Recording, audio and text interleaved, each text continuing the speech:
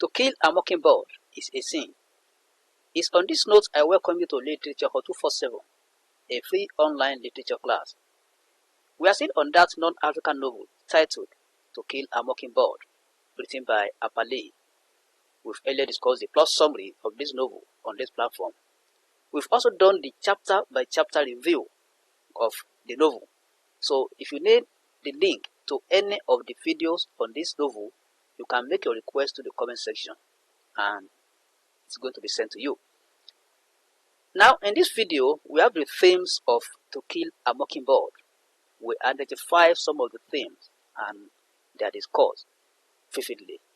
Now before we proceed, I want to tell you something. It is now very essential, very important for our students to understand themes, be it of novel, drama, or poem. I'm saying this because of the new dimension that have just been introduced by WAEC into answering literature and English questions. I have all this in one of my videos. If you have not watched it, at the end of this video, I will leave the link in the description of this video, so you can go and watch the video so that you understand it better. So themes happens to be one of the important items that a student needs to understand very well now, because every question is going to be related to the theme. So let's go to the classroom. Themes of To Kill a Mockingbird by Harper. The first one is racism. Theme of racism. This is when a set of people is denied some rights by segregating against them. Macon is a racist community. African Americans are not treated equally as their white counterparts. This was prevalent in the 1930 American South. The case of Tom Robinson and Mayala Ewe is a typical example. The former is falsely accused of raping the latter. Tom couldn't get justice because he is black. Even Atticus, who offers to defend him in court, faces a lot of opposition from the community, including his children. That is, his children also share from what he experienced. Despite the case favors the Ewes, Bob Ewes still vents his anger on George Taylor and Ellen Robinson, Tom Robinson's wife. He also nearly killed Scout and Jem, if not for Boo Radley, who comes to their rescue. He even assaulted Atticus in the post office. Another theme is tolerance. This is expressed in chapter 3, when Scout tells Atticus that she couldn't have to go to school like Boris Ewe. Boris Ewe goes to school only on the first day. Atticus explains to Scout that she can't do that because it's against the law. He says further that the Ewes are a special case in which the law is bent to tolerate them. But in the case of Scout, the law is rigid. It cannot bend.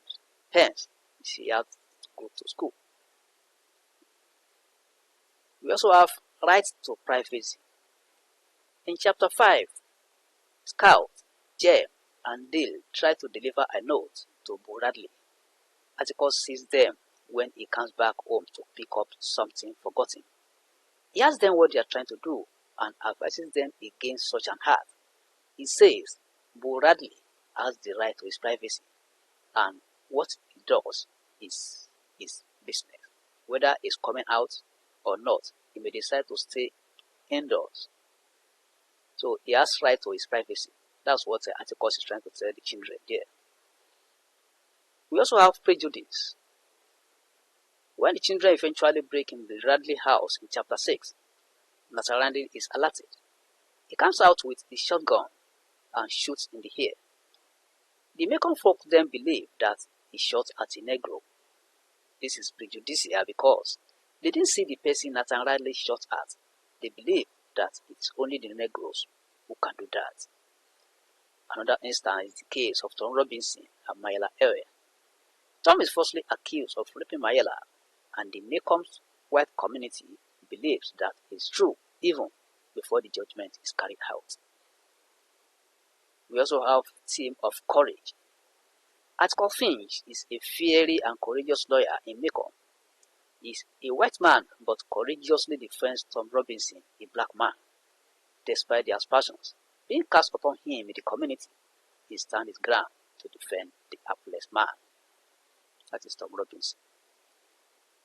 Macomb is a racist community. Members of his family also condemn him for defending Tom Robinson, and his children also suffer for it. Bradley also courageously comes to the aid of Scouts and Jem during Bob Ewell's attack on them. He saves the children's lives and kills Bob Ewell. So it takes courage to do that also. There's also equality and inequality. The Macomb community doesn't believe in equality between the whites and the African Americans. That is why Tom Robinson's case is treated like that. They are also against articles defending Tom at the court because they believe that the whites are superior to the blacks. In chapter 26, Miss Gates, while coming out of the courthouse, utters some uncomplimentary statements about the blacks. She says, let's quote what she says, "It's time somebody taught them a lesson. They were getting way above themselves, and the next thing they can do is marry us," quote unquote. Miss Gates, like others, believes that the blacks are not equal to the whites. But in chapter 20, Atticus preaches equality in the courthouse. It refers to Thomas Jefferson's statement where he says all men are created equal. He also says that the court is a leveler. Everybody is equal in the court. We also have injustice. This novel showcases the social injustices that are prevalent in the society. It shows how the legal system is abused, wherein people are not treated equally. Atticus Finch stands as a lone ranger fighting these injustices and educating children about equality and fairness. There is also loss of innocence. The author reflects on the loss of innocence in society through Scout, the narrator of the story. She is a young girl and she grows up. And as she grows up, she understands the society and the people better. She is now aware of the prejudice and the wickedness in the society. She understands the complexity of human nature and learns about compassion and empathy. We also have moral lessons. This novel is didactic in some aspects. This is achieved through Atticus and the children. It teaches them to be upright and always fight for what is right no matter the situation. It inculcates in them the values of tolerance and empathy.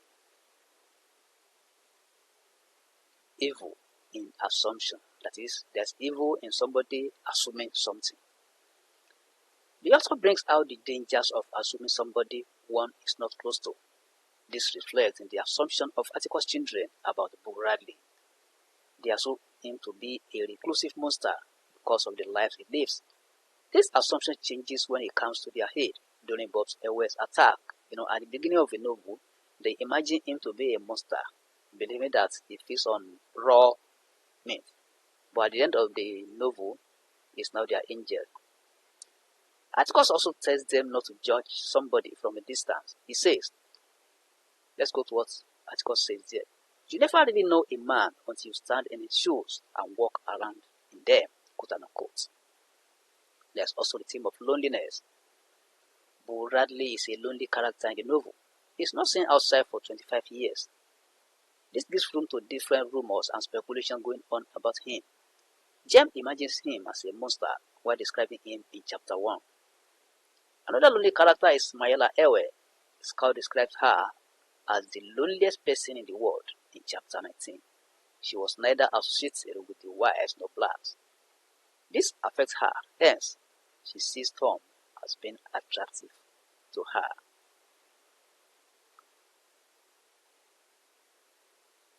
Some deaths are recorded in this novel. Let's identify some of them. Some deaths are recorded in the novel. In chapter 8, there are 2 weeks of the coldest weather since 1885 in Macomb. Autumn turns to winter that year and claims the life of old Mrs. Bradley, who is said to die of natural causes.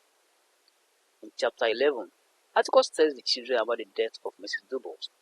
The children says they have not seen her for over a month. Articles tells them that she died a few minutes ago and says she was sick for a long time. In chapter 24, Tom Robinson is also shot dead while trying to escape from prison after he was sentenced. He was shot 17 times by the security and died. In chapter 28, Bob Elway tries to face his anger on Atticus' children, Jem and Scout. He attacks them while coming from the school's Halloween party. Bradley intervenes and kills Bob Elway. So those are the themes of To Kill a Mockingbird. And don't forget what I told you, that it is now very important to understand the themes of any literature work, be it poem, drama, or prose, because it's going to be related to any question asked in WAEC exam especially. And don't forget that all my videos are linked together, from plot summary to all the chapters up to this theme, and we are also going to discuss the narrative techniques of To Kill a Mockingbird. It is coming up after this video. And if you are just joining this platform, please try and click on the subscribe and the bell, and click on the subscribe button and the bell icon so that you're part of this platform. So whenever any video is produced, you are going to be notified. If you have any question or comment, send it to the comment section. Like this video, you are free to share it on any social media platform. Invite your friends and colleagues to join us here, because there are lots to gain here. Please don't be selfish with it. Invite your friends and colleagues to join us. Literature teachers in the house, try and introduce your students to this platform. Please, let's inculcate in these students the benefits of the internet, because most of them believe that on the internet, especially YouTube, they believe that it's only for music or drama. Please, let's educate them that they can learn all their subjects on the YouTube. Please, do not hesitate to introduce this platform to your students. Thank you and God bless. Let's meet in the next class when we shall be discussing the narrative techniques of To Kill a Mockingbird.